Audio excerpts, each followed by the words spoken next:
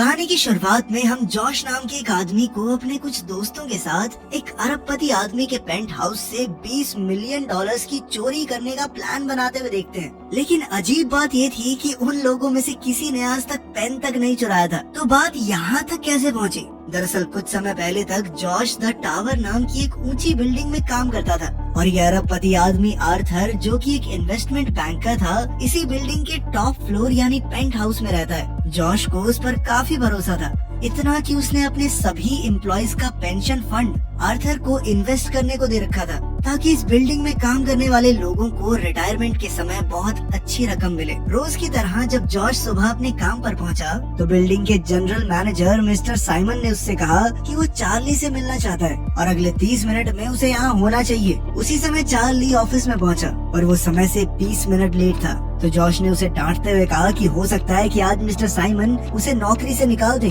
पर तब चार्ली ने कहा कि मैं पहले ही काफी परेशान चल रहा हूँ यार, और मत कर। असल में चार्ली की पत्नी जॉश की बहन थी और वो जल्द ही माँ बनने वाली थी। खैर थोड़ी देर बाद मिस्टर साइमन ने जॉश से कहा कि उसे मिस्टर फित्जू नाम के एक आदमी का पेंट हाउस खाली करवाना होगा। अब जॉश फित्जू के घर पहुंचा। असल में फित्जू ने काफी समय से इस पेंट हाउस का किराया नहीं दिया था। पहले तो वो काफी अमीर हुआ करता था, पर फिर उसका सारा पैसा डूब गया। जॉश ने उसे जल्द से जल्द घर खाली करने को कहा, पर जब फित्जू ने उससे थोड़े और समय की मोहलत मांगी तो जॉश को उस पर दया आ गई और वो मान गया। खैर शाम को जब जॉश घर लौट रहा था, तो बिल्डिंग के डोरमैन लेस्टर ने उसे बताया कि वो अगले साल रिटायर होने वाला है, क्योंकि उसने अपना सारा पैसा बहुत बढ़िया तरीके से इन्वेस्ट कर दिया है। उसके बाद जॉश और लेस्टर ने देखा कि बिल्डिंग के बाहर एक गाड़ी पिछले 2 दिन से खड़ी थी। तभी अचानक उसके आसपास से कई आदमी निकले और जॉश को लगा कि बिल्डिंग में चोरी होने वाली है, इसीलिए उसने लेस्टर को तुरंत दरवाजा बंद करने को कहा। फिर वो फटाफट अंदर गया और सबके सामने कोड ब्लैक चिल्लाने लगा।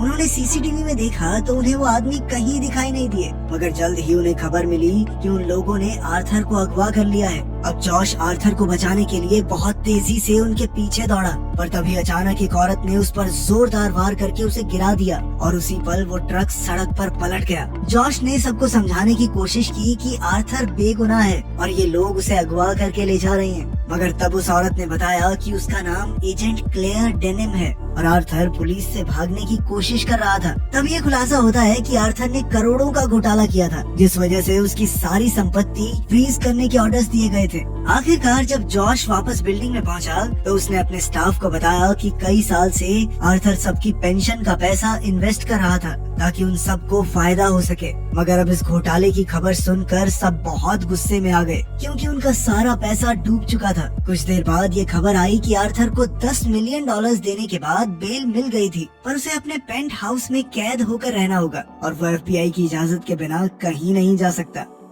फिर एजेंट क्लेयर ने ऐलान किया कि ये पेंट हाउस अब किसी हाई सिक्योरिटी जेल से कम नहीं है। फिर उसने वहाँ मौजूद एक खास गाड़ी के बारे में आर्थर से पूछा, तो उसने कहा कि ये 1963 की फरारी 250 GT है, जो उससे पहले स्टीव मैक्वीन के पास थी। आर्थर ने कहा कि उसने गाड़ी 1 मिलियन डॉलर्स में खरीदी थी और आज इसकी कीमत 10 मिलियन डॉलर से भी ज्यादा है। खैर जाने से पहले आर्थर ने जॉश से खाना यहीं भिजवाने को कहा, क्योंकि अब वो इस घर में कैद हो चुका था। खैर बाद में जॉश ने क्लेयर से पूछा कि क्या आर्थर सच में बेगुनाह है और उन सबको उनका पैसा वापस कैसे मिलेगा। तो क्लेयर ने कहा कि अच्छा यही होगा कि तुम सबको कह दो कि आर्थर सच में गुनहगार है। बाद में जब जॉश घर लौट रहा था, तो उसने देखा कि कुछ पुलिस वाले उसके बचपन के दोस्त स्लाइड को पकड़कर ले जा रहे थे, लेकिन स्लाइड बहुत टाइम से उल्टे पुल्टे काम कर रहा था, तो जॉश ने ज्यादा ध्यान नहीं दिया। फिर बाद में हम देखते हैं कि लेस्टर खड़ा होकर ट्रेन की पटरियों की ओर बढ़ रहा था। इसके कुछ घंटों बाद जॉश को एक फोन आया और वो सीधा हॉस्पिटल पहुंचा। वहाँ चार्ली ने बताया कि लेस्टर ट्रेन के आगे आने ही वाला था, लेकिन फिर ऐन वक्त पर एक पुलिस वाले ने उसे पीछे खींचकर उसकी जान बचाई। जब जॉश लेस्टर से मिला, तो उसने बताया कि उसने कुछ महीने पहले अपनी जिंदगी की पूरी जमा पूंजी यानी $73,000 आर्थर को इन्वेस्ट करने के लिए दिए थे, मगर उसका सब कुछ लुट गया।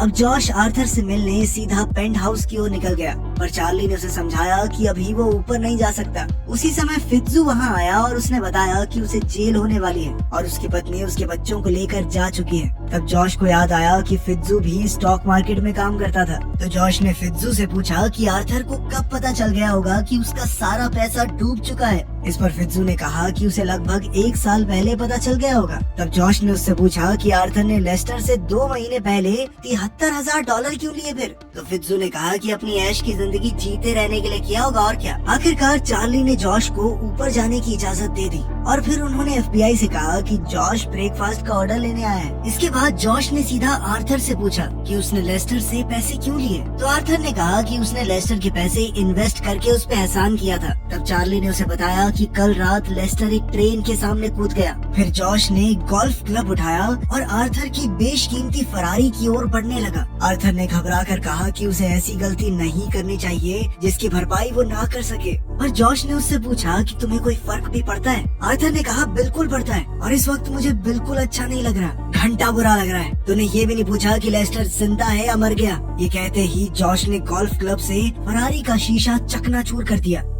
बाद में मिस्टर साइमन ने उन्हें अपने ऑफिस में बुलाया और कहा कि उसे फर्क नहीं पड़ता कि आर्थर ने कितना पैसा चुराया है, लेकिन जो जॉश और उसके साथियों ने किया वो हरगिज ठीक नहीं था। इसलिए साइमन ने उन सबको नौकरी से निकाल दिया। जाने से पहले जॉश ने मिस लवैंका को उसके लॉ एग्जाम के लिए ऑल द बेस्ट कहा और फिर बाकी स्टाफ को अलविदा कहकर वहाँ से चला गया। फिर उस रात जॉश क्लेयर से एक क्लब में मिला। उसने क्लेयर से कहा कि वो अपने स्टाफ को उनकी मेहनत का पैसा वापस दिलाना चाहता है। अब जैसे ही जॉश जाने लगा तो क्लेयर ने उससे पूछा कि क्या वो शराब पीने चलेगा। इसके थोड़ी देर बाद हम देखते हैं कि वो दोनों नशे में धुत हो चुके थे। तब क्लेयर ने कहा कि उसे ये कहना तो नहीं चाहिए पर आर्थर ने अपनी संपत्ति में से $20 मिलियन कहीं छुपा रखे हैं, मगर FBI अब तक उन्हें ढूंढ नहीं सकी। ये सुनते ही जॉश के होश उड़ गए और फिर क्लेयर के जाने के बाद उसका दिमाग तेजी से दौड़ने लगा। फिर अगले दिन वो टावर में अपने पुराने ऑफिस से अपनी एक नोटबुक लेने गया। फिर उसने कुछ तिजोरियां देखी और अंत में एनरिके, चार्ली और फित्जू को इकट्ठा करके अपने घर ले आया।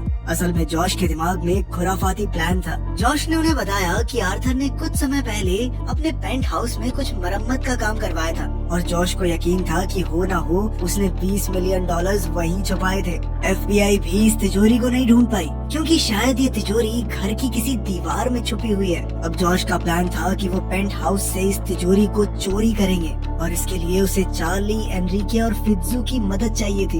एनरिके और फित्जू तो तुरंत राजी हो गए पर चार्ली उठकर जाने लगा। उसने कहा उनमें से किसी को भी चोरी करनी नहीं आती, वो सब इतने शरीफ थे, उन्होंने जिंदगी में कभी मक्खी तक नहीं मारी, तो $20 मिलियन की चोरी कैसे करेंगे। तब जॉश ने कहा कि वो एक ऐसे आदमी को जानता है जो इस मिशन को अंजाम देने में उनकी मदद कर सकता है।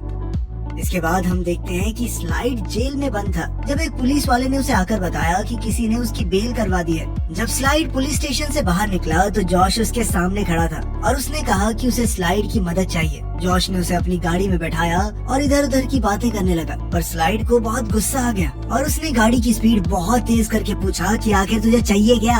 तब जॉश ने गाड़ी रोककर उसे आर्थर के $20 मिलियन चुराने के मिशन के बारे में बताया। जल्द ही वो स्लाइड को अपनी टीम से मिलाने पहुंचा। जॉश ने सबको बताया कि स्लाइड कई बार जेल की हवा खा चुका है, इसीलिए वो हमारी मदद जरूर कर सकता है। मगर जब स्लाइड को पता चला कि उनमें से कभी किसी ने चोरी नहीं की तो उसने उनका साथ देने से इनकार कर दिया। उसने कहा कि चोरी के दौरान चीजें कॉम्प्लिकेट हो सकती हैं, जिनसे निकलना नौसिखियों के बस की बात नहीं है। जॉश ने कहा कि स्लाइड से सीखने के लिए ही उन्होंने उसे अपनी टीम में शामिल किया है। पर जॉश कहने लगा तो सर सिखाओ ना, हमें एक्सपर्ट बना दो अपनी तरह। तब स्लाइड ने उन सबको मॉल से एक एक चीज चुरा कर लाने को कहा। अगर उन सब ने ये टास्क पूरा किया तो उनके मिशन में वो उनका साथ देगा। थोड़ा डरते डराते तीनों ने ये टास्क पूरा किया और वो सब जॉश के घर पर इकट्ठा हुए जहाँ उन्होंने आगे का प्लान बनाया। फिर जॉश ने बताया कि वो टावर के कैमरास और सिक्योरिटी गार्ड से बचते हुए कैसे अंदर जाएंगे और वो पेंट हाउस में घुसने की प्लानिंग कर ही रहे थे कि अचानक एजेंट क्लेयर ने जॉश के घर का दरवाजा खटखटाया और सब फटाफट इधर उधर छिप गए। बाद में क्लेयर ने जॉश को बताया कि अगले हफ्ते आर्थर को बेगुनाह करार दे के बरी कर दिया जाएगा।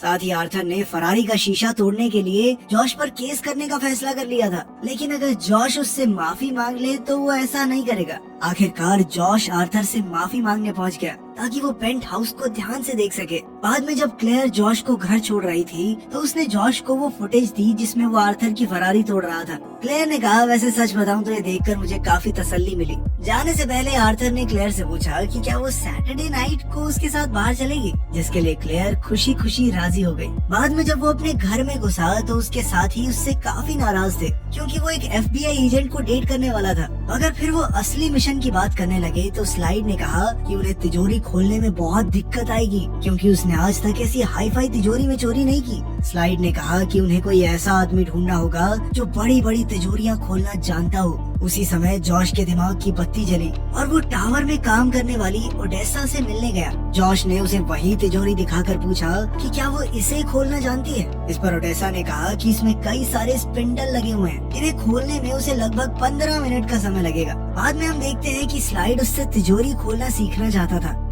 खैर अगली सुबह हम देखते हैं कि जॉश और एनरिके टावर पर नजर रखे हुए थे, तो उन्होंने चार्ली को टावर में जाते देखा। जब जॉश ने चार्ली से इसका जवाब मांगा तो चार्ली ने उसे बताया कि मिस्टर सिमंस ने उसे फिर से नौकरी पर रख लिया है। अब चार्ली टावर के लिए काम करने लगा था तो उसने जॉश के प्लान का हिस्सा बनने से इनकार कर दिया। उसने कहा कि उसे अपनी पत्नी और बच्चे की खातिर ये नौकरी चाहिए, इसीलिए वो उन्हें टावर में चोरी करने नहीं देगा। वहीं दूसरी ओर एजेंट क्लेयर को खबर मिली कि आर्थर की सुनवाई की तारीख बदलकर थैंक्सगिविंग के दिन रख दी गई है। इसके अलावा आर्थर ने कहा कि जॉश के माफी मांगने के बावजूद भी वो उसके खिलाफ केस करेगा। इसके बाद क्लेयर ने जॉश को फोन करके बताया कि आर्थर की कोर्ट की सुनवाई अब थैंक्सगिविंग पर होगी। साथ ही आर्थर के केस करने के बाद अब जॉश को इस हफ्ते जेल में डाल दिया जाएगा। फिर जैसे ही थैंक्सगिविंग का दिन आया तो जॉश ने एनरिके को बताया कि चार्ली की पत्नी आज ट्रेन से उसके अंकल के घर जाने वाली है। उसने एनरिके को उसका फोन चुराने को कहा। इधर चार्ली टावर में स्टाफ की ड्यूटीज लगा रहा था और इधर एनरिके ने चार्ली की पत्नी को ढूंढकर उसका फोन चुरा लिया।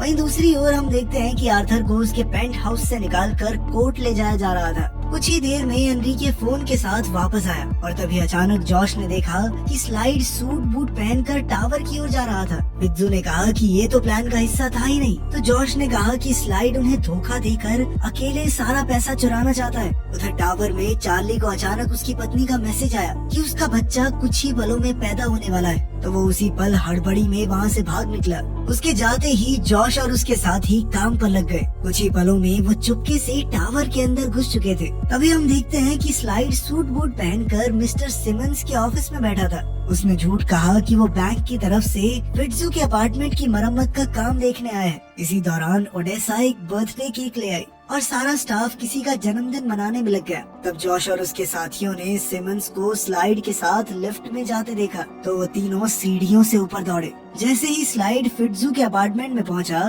तो अचानक उसने मिस्टर सिमंस को एक अलमारी में बंद कर दिया।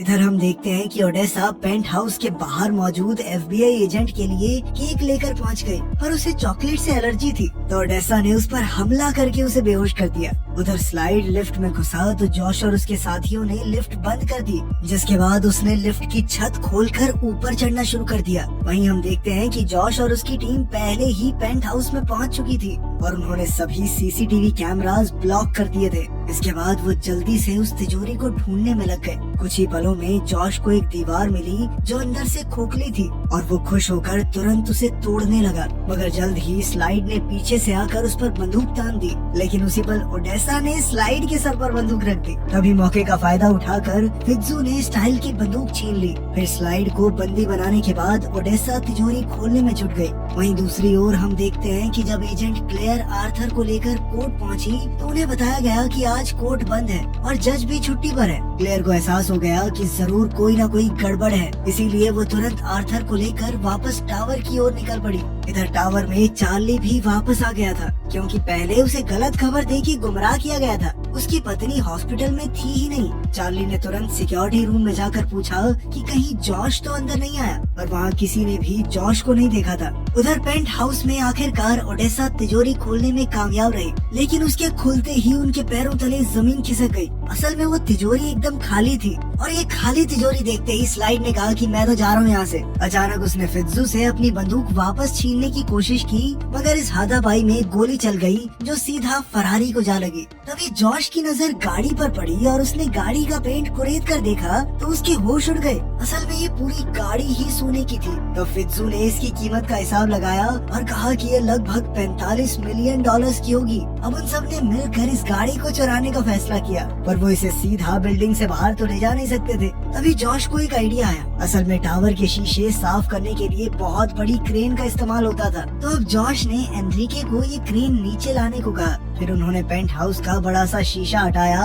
और वो क्रेन के जरिए फरारी बाहर निकालने की तैयारी करने लगे। उधर गाड़ी में लौटते हुए क्लेयर ने आर्थर से कहा कि उसे लगता है उसके घर पर चोरी हो रही है, क्योंकि किसी ने जानबूझकर गलत तारीख बताकर उसे आज के दिन पेंट हाउस से बाहर निकाला। वहीं पेंट हाउस में उन्होंने गाड़ी को लिफ्ट से जोड़कर खिड़की से बाहर धकेल दिया। फिर एनरिके गाड़ी को फित्जू के घर की मंजिल तक पहुंचाने के लिए धीरे धीरे नीचे ले जाने लगा, मगर तभी अचानक पेंट हाउस के बाहर मौजूद एफबीआई एजेंट को होश आ गया। इधर जॉश ने फित्जू को जल्द से जल्द गाड़ी को अपने घर में खींचने को कहा, मगर वो बुरी तरह घबरा गया। उधर एफबीआई एजेंट पेंट हाउस का दरवाजा खटखटाने लगा तो जॉश और स्लाइड जल्दबाजी में क्रेन की रस्सी पर चढ़ गए और धीरे धीरे नीचे आने लगे। जैसे ही फित्जू ने गाड़ी को पकड़कर अंदर खींचने की कोशिश की तो अचानक वो खुद ही फिसलकर गाड़ी के साथ हवा में लटक गया। आखिरकार जॉश और स्लाइड नीचे उतरकर उसके अपार्टमेंट में घुसे। तभी अचानक फित्जू का हाथ छूट गया और वो नीचे गिरकर मरने ही वाला था कि ऐन वक्त पर जॉश ने उसका हाथ पकड़कर उसकी जान बचा ली।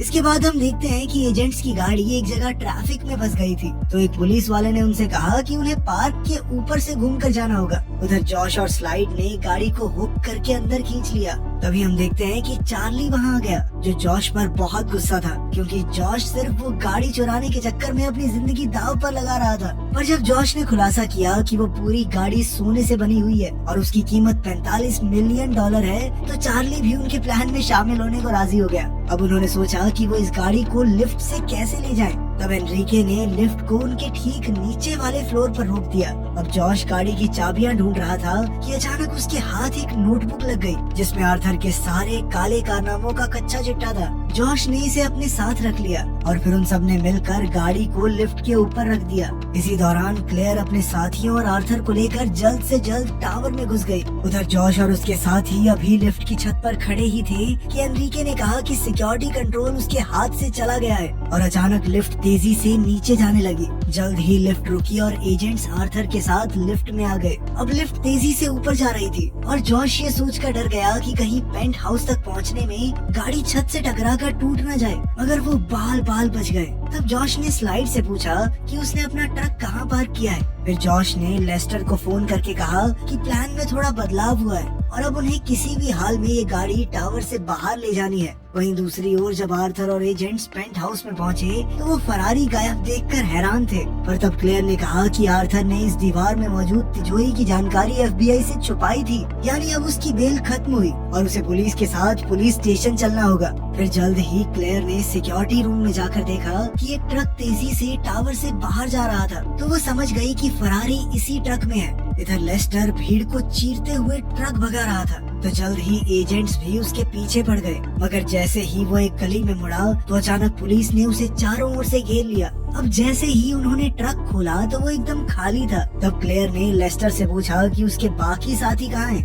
पर लेस्टर कहने लगा कि कौन साथी, किसके साथी? मैं तो ऐसे ही निकला था गाड़ी भगाने, बस किस बारे में बात चल रही है? खैर कुछ ही समय में एफबीआई ने गाड़ी चुराने के शक में जॉश और उसकी टीम को गिरफ्तार कर लिया। खैर अब पुलिस उन सबको आर्थर के साथ एक ही ट्रक में पुलिस स्टेशन ले जा रही थी। आर्थर ने जॉश और उसके साथियों से कहा कि वो तो कुछ ही दिनों में अपने पेंट हाउस में वापस चला जाएगा, मगर उन सबको सालों साल तक जेल में सड़ना पड़ेगा। इस पर जॉश ने कहा कि वो सब तो कुछ साल के लिए जेल जाएंगे, पर आर्थर को पूरी उम्र के लिए जेल में चक्की पीसनी पड़ेगी। तब जॉश ने खुलासा किया कि उसे आर्थर के काले कारनामों की नोटबुक मिल गई है, तो आर्थर बुरी तरह घबरा गया। उसने जॉश और उसकी टीम को गाड़ी की कीमत का 10 गुना यानी $450 मिलियन देने का ऑफर दिया। पर तब एनरिके ने उसे याद दिलाया कि टावर में टिप देने पर सख्त मनाही है। बाद में एफबीआई ऑफिस में मिस लवांका आई और उसने कहा कि वो जॉश और उसके साथियों की वकील है। असल में उसने 3 दिन पहले ही लॉ एग्जाम पास किया था। फिर लवांको ने वो नोटबुक एफबीआई के हवाले करके